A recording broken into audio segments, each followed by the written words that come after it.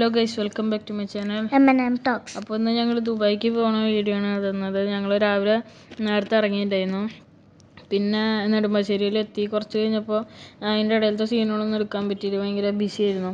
പിന്നെ ഞങ്ങൾ ഫ്രീ ആയിട്ട് ഇരിക്കുന്ന സമയമായിരുന്നു. അപ്പോൾ എടുത്ത വീഡിയോസാണ് ആ പ്ലെയിൻ പോണതും അതൊക്കെ. പിന്നെ ഞങ്ങൾ നോക്കിയപ്പോഴാണ് അവിടെ ഞങ്ങളുടെ ഫ്ലൈറ്റുകൾ എയർ ഹോസ്റ്റസും പൈലറ്റൊക്കെ വന്നിട്ടുണ്ടായിരുന്നത്. പിന്നെ കുറച്ച് കഴിഞ്ഞപ്പോൾ ഞങ്ങൾ നേരെ പ്ലെയിനിലേക്ക് പോയി.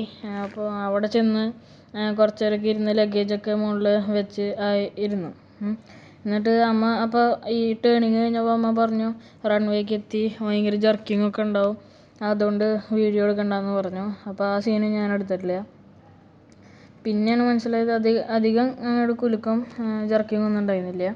പക്ഷെ ഭയങ്കര ചെവി വേദന ഉണ്ടായിരുന്നു പ്രഷർ വ്യത്യാസത്തിൽ. പിന്നെ കുറച്ച് കഴിഞ്ഞപ്പോൾ ഫുഡ് വന്നിട്ടുണ്ടായിരുന്നു. ഫുഡ് എന്ന് പറഞ്ഞാൽ സ്വീറ്റ് കോണിൻ്റെ സലാഡ് പോലത്തെ അങ്ങനത്തെ ഒക്കെ ആയിരുന്നു.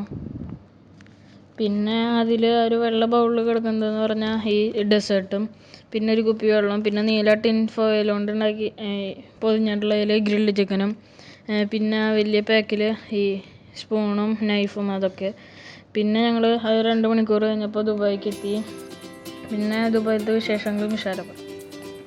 പിന്നെ ഞങ്ങൾ ടാക്സി അച്ഛനെ കണ്ട് ലഗേജൊക്കെ അച്ഛൻ്റെ കൊടുത്തു. പിന്നെ എയർപോർട്ട് ടാക്സിയിൽ കയറി ഫ്ലാറ്റിൻ്റെ അവിടേക്ക് എത്തി. എത്തുന്ന വഴിയാണ് ഇതിൽ കാണിക്കുന്നത്. എത്തിയിട്ടില്ല, അപ്പോൾ എത്തുന്ന വഴിയായിരുന്നു കാണിക്കുന്നത്. അപ്പോൾ ഞങ്ങൾ അതിൻ്റെ റോഡിൻ്റെ സൈഡിൽ കൂടെ ഒക്കെ പോകുമ്പോൾ നല്ല മണമായിരുന്നു. ഈ റോഡ് സൈഡിൽ വെച്ചിരിക്കുന്ന പൂക്കളും പിന്നെ ഗാർഡൻ പോലെയൊക്കെ ആയിരുന്നു അവർ സെറ്റ് ചെയ്തിട്ടുണ്ടായിരുന്നത്.